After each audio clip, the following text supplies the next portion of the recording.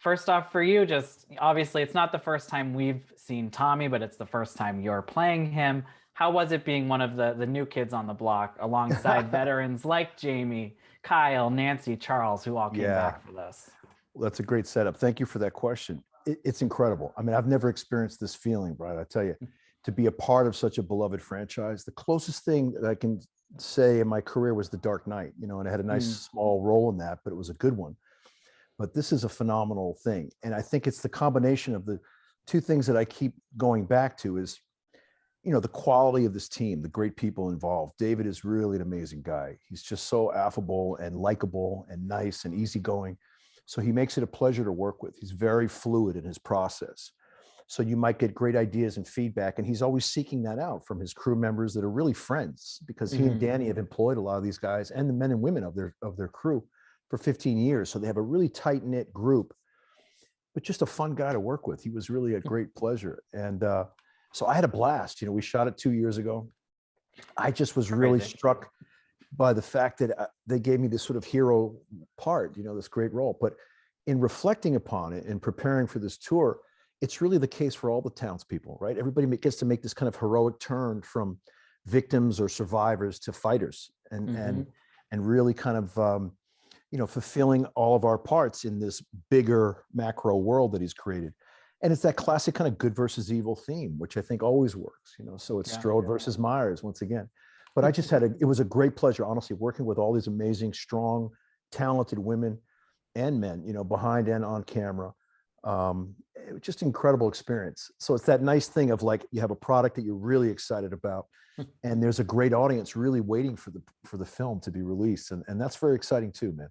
Yeah. And I mean, coming into this, I guess, how well versed in the Halloween franchise were you? I know everyone has seen the original, everyone saw the most recent one, Right. but between some of them lost people along the Well, I way. got to be honest with you. That's what I had seen as well. I had seen the Okay. original, and I saw the 2018 version with my wife in theaters a couple of years back. And but what's been very interesting with the delay is it's given me time to really plug into the franchise fan universe. Hmm. And as you know better than I, they are very specific, man. They can tell you about the mask, Right.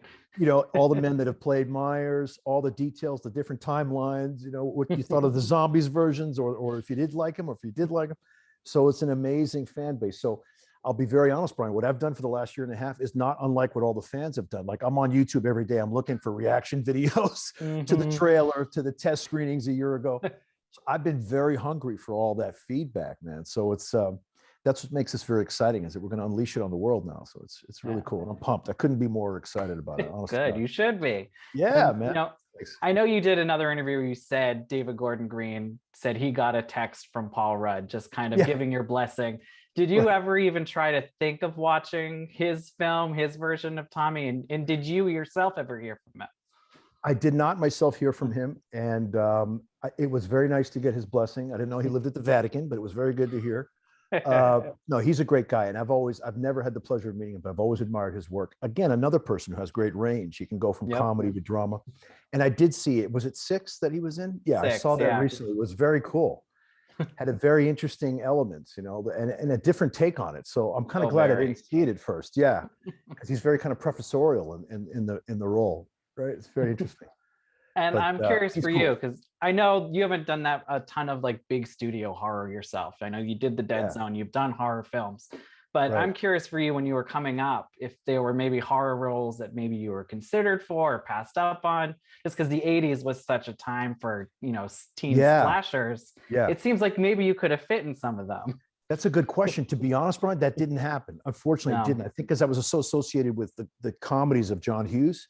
Yeah. But I appreciate that question. Yeah, that they weren't looking my way then in the 80s. What I refer to as the Puberty on Film trilogy that I started with Hmm. John Hughes. But John Hughes, ironically, I've told a lot of people this too.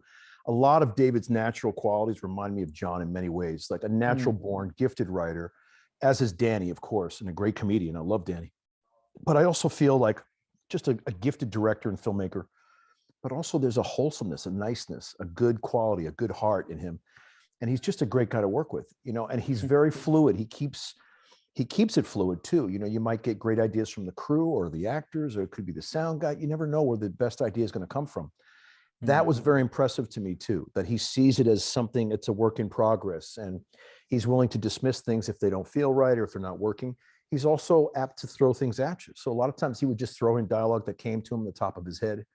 The thing with the bat, for example, was David's idea. He just thought I should have a weapon. I went, let's go, man. I'm all in, Right. So the Huckleberry became my weapon of choice, So all these great, aspects of who he is, but in many ways reminded me of John Hughes. Yeah.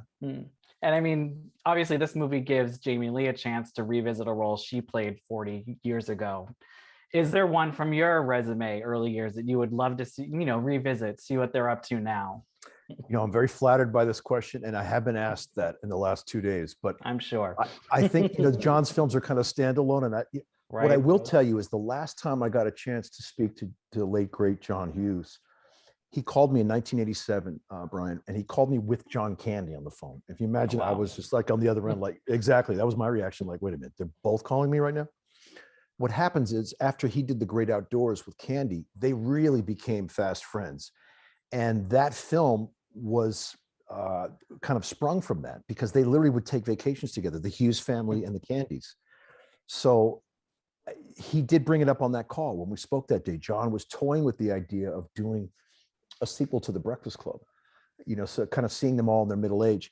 Now, as fate would have it, I co-produced a film this summer called The Class, which is from a fantastic script by a writer-director named Nick Solozzi, who's out of Chicago. And I went back to Chicago to make this film. And this time I play the assistant principal. So that's forthcoming, but I would have never even entertained that idea if this new project wasn't so great. But back to Hughes, it wasn't his thinking. He was thinking about that potential all those years ago. And sadly, that was the last time I spoke to he or Mr. Candy, but that one was in his mindset. He was thinking about that one. Well, we'll keep an eye out for yours, at least. Thank you, Brian.